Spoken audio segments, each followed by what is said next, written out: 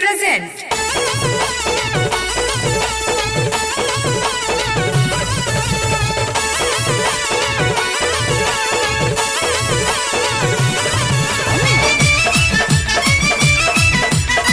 Music by Rick Paul. शोभवो पेन्हे रे भाऊजी असिलवो पेन्हे रे भाऊजी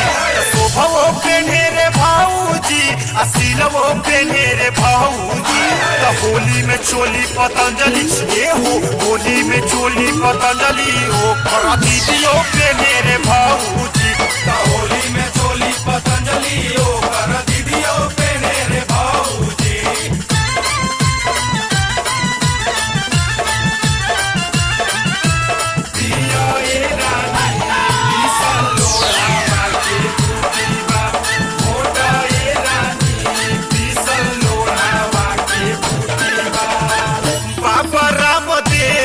होली में बनवले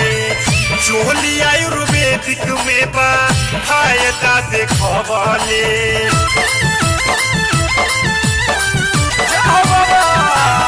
बाबा रामदेव यसो होली में बनवले चोली आयुर्वेदिक में बा फायदा देखवले जब पेन्हे रे भाऊजी गुंजो पेन्हे रे भाऊजी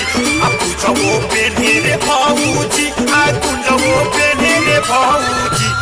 होली में चोली पतंजलि ओ कर दियो पेन्हे रे भाऊजी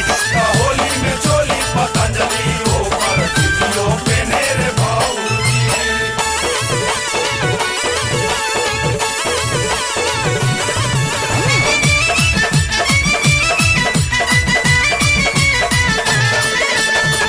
लाल पियर रंग में बा बहुत डिजाइन होलिया में पेन्ही पेन्ही लागेली सफाइन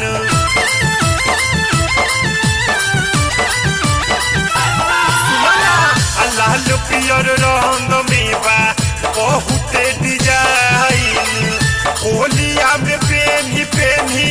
लागेली सफाइन कसुमनी पेन्हे रे भाऊजी घर घुमनी पेन्हे रे भाऊजी कसुमनी पेन्हे रे भाऊजी घर घुमनी पेन्हे रे भाऊजी होली में चोली पतंजलि ओ कर दियो पेन्हे रे भाऊजी होली में चोली पतंजलि ओ कर दियो पेन्हे रे भाऊजी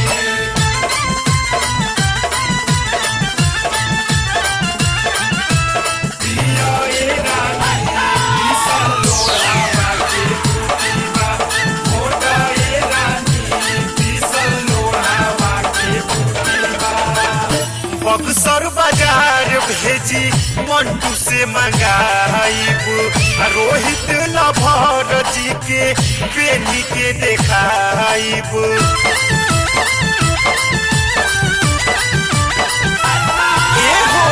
बिहटा बाजारे भेजी मोहित से मंगाइब बरहपुर में पेनी के हम दीपक के देखाइब कनीलमी पेने रे भाऊजी पूनमी पेने रे भाऊजी कनीलमी पेने रे भाऊजी पूनमी पेने रे भाऊजी